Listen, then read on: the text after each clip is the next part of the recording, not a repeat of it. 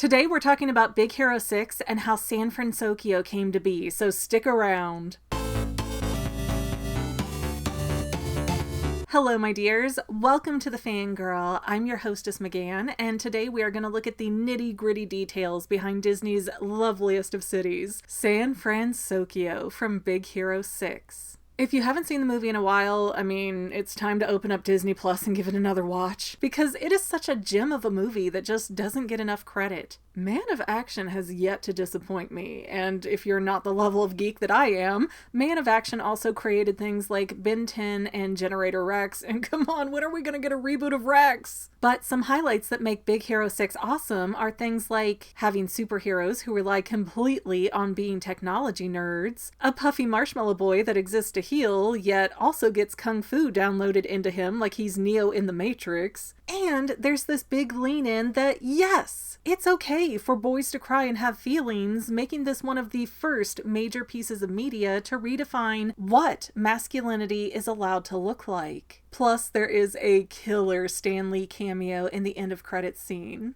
However, I am still grinding in my heels that Tadashi Hamada is not dead. You can't change my mind.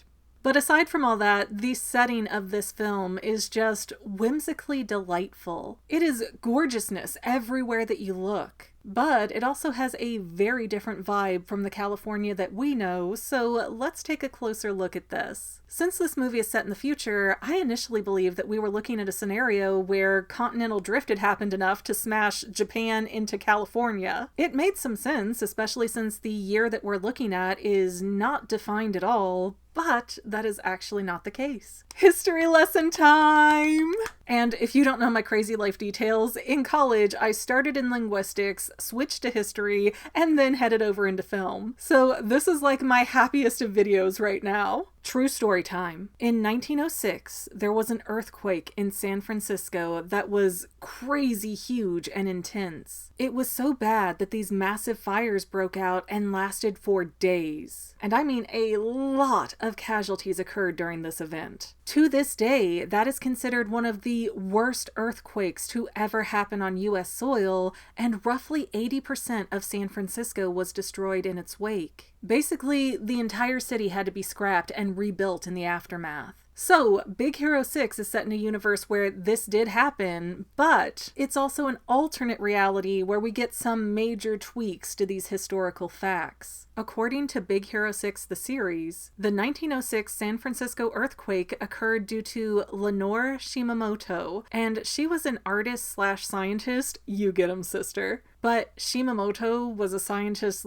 in secret. Nobody knew what she was doing or when or where or why. And that's because, I don't know, women were for breeding, not for reading back then, some such nonsense. So Shimamoto built and hid a laboratory under her house. She was working on an energy amplifier to try and find a revolutionary way to repower the city when things did not go as planned, and oops, Shimamoto unintentionally created a star that wiped out most of San Francisco. But hey, if you're gonna dabble in the super sciences, you gotta expect to break a few eggs, right? So as far as the Big Hero verse, that is the canonical explanation for what happened to San Francisco. Although that is still debatable, since a lot of people do not consider Big Hero 6 the series a canon part of the franchise. And hey, if you don't like the show, that's fine. You can still use the 1906 San Francisco earthquake as the reason for how the city got leveled. It really doesn't change the outcome either way, so just pick whichever one you like. Now, when it came to rebuilding the city, the large population of Japanese immigrants that lived there decided that they were going to use influences from their ancestral homeland in redesigning the city. So now the rebuilt city used elements that allowed for a more resilient landscape where the buildings were more flexible, and so they could better withstand earthquakes in the future. And the city was renamed San Fransokyo because, well, San Francisco had already been burned to the ground basically. So the new name reflected the new structures along with the large population of Japanese immigrants. It's really as simple as that. The people of San Francisco actually learned from poor city design and planning and made effective changes to keep the city from ever being devastated devastated by a natural disaster again. And that is your bit of fantasy history science for the day, my younglings. Normally, this is where I'd ask you guys, what do you think? But there isn't anything really open for debate. This is the official Disney story that just happened to not make it into the movie. But hey, I am a completely fair and reasonable woman, so let me think of something to get your input on anyways.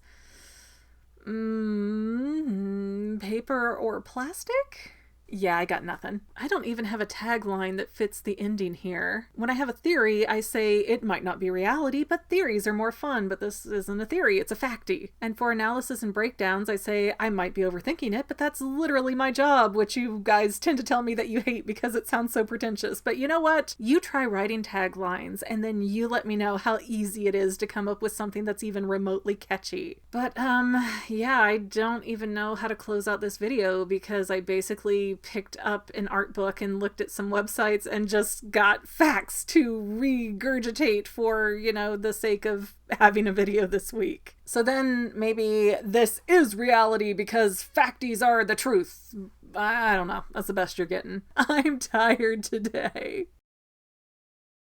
Yep, I'm still here, fixating on why Cartoon Network won't reboot Generator Rex.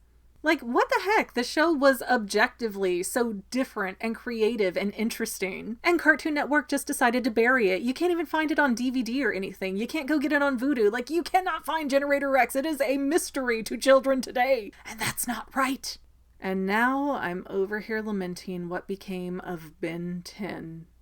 I wasn't a big fan of, little kid Ben 10 from the original series, but Alien Force and Ultimate Alien, heck yes, that is where it was at. Those were the shows worth getting up for on Saturday mornings, and I say that as somebody who was an adult while they were airing. Why have you forsaken us, Man of Action? Come back and fix this. Get Ben 10 Go away from us and bring back serialized 30-minute long story arcs, please. I miss Professor Paradox. Man. I am trying to go through my head and find an episode, a scene, a moment of Ben 10 Ultimate Alien or Alien Force that was bad, and I just cannot. That was one of those shows, I want to see more, let's keep binging, let's keep going, this is awesome. And then we got the side piece of Generator Rex, and that was whoa, never thought of something like this before. This is kind of super awesome too. Okay, now it's gone before I could even finish that sentence. I don't get Cartoon Network's love affair with the superhero genre and just cutting them off at the knees. They did the same thing with Young Justice. Young Justice was an amazing show, and then after the first season, where they had it on at all different times and hours, and the scheduling was a mess, they're we don't think we want to keep it, so if you want to do season 2, you better, reboot it and make it really hardcore different. So they aged everybody, and it was a whole different show, but it had Jaime Reyes and the human meat, and it was still such a good season. But nope, they decided to destroy that anyways. Then it went on HBO after years and years of being missing, not existing anymore, and Greg Weisman was heading the show, who was the guy who ran Gargoyles, so I was there for it. I don't know if he was running it in season 1 or 2 or not, but for season 3 and 4, I know he was running it, and I was so there for season 3. Let's go, let's do this. I don't care what this story is and who these characters are. I'm here for you, Mr. Wiseman. And now we're in season 4 of Young Justice, and it is a hot mess. What are you guys even doing?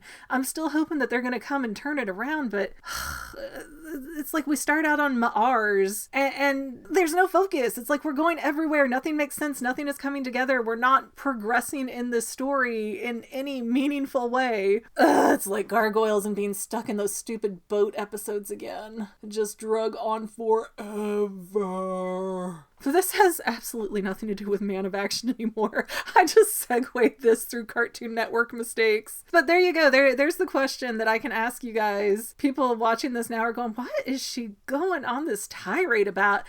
There was a derps warning. That was where we cut away from the actual video content and go into personal vlog complaining time. So learn to recognize the signs and signals, people. That's all I can say. That's on you.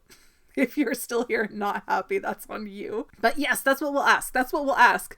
What show did Cartoon Network treat the worst? Let me know in the comments, because I think that this would be a wonderful debate to have. Anyways, guys, I'm gonna go. I will see you next time. Thanks for sticking with me while this is kind of a bit of a filler video compared to, the normal work and effort I put in. But I got things to do. It's Christmas time, and it's also, the big budget time for earning money on YouTube. So I gotta produce, but I'm too busy to produce. So this is what you got this week. And sorry, I'll do better. I'll do better in the future. I promise. I love you guys. Bye. You can't change my mind. You can't change my mind. You can't change my mind. You can't change my mind.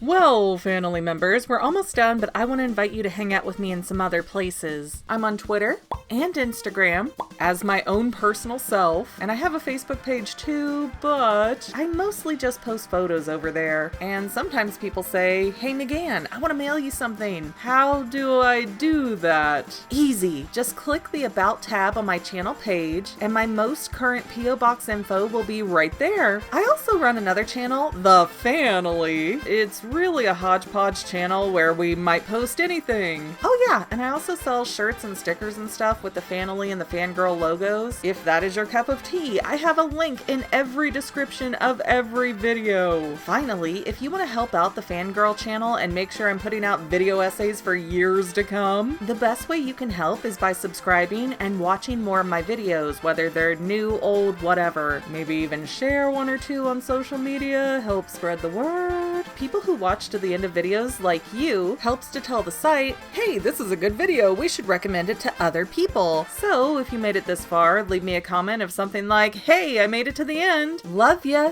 See you next time, family members. Bye."